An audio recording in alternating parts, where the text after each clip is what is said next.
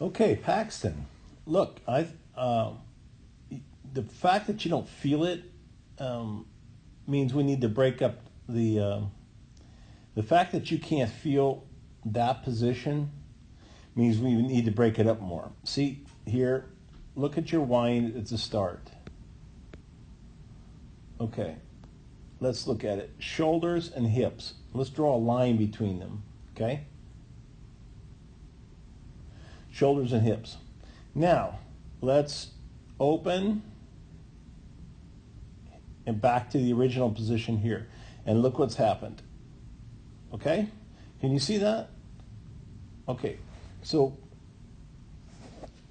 it's okay if we had it, if we changed this to maybe this, right? A little bit of hip out. But when we move our shoulders this far out, what we're doing is we're taking our center of mass and we're putting it out here in front of us. Now, the problem with that is then you can't get the hips to do what you want them to do, because you want the hips to stay at this angle, and when you open, you want the hips to be here and here, not here and here.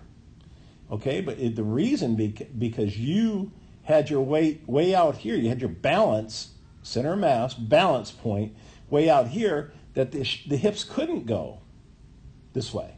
And what we want is we want this to become this, right?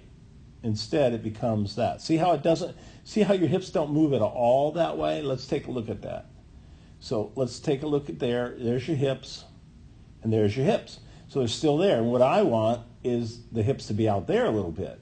In order to do that, I've got to keep my shoulders on top of my hips. When I wind, let's take a look when you let those shoulders go forward. When you go here, it's good. Still shoulders on top of the hips. And then watch what happens. See it? See how you move this way?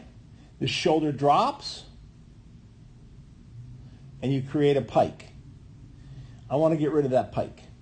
That's the main thing I want to do right now. Until we can do that, we can't get the hips this way, which means then we can't work on the sprint.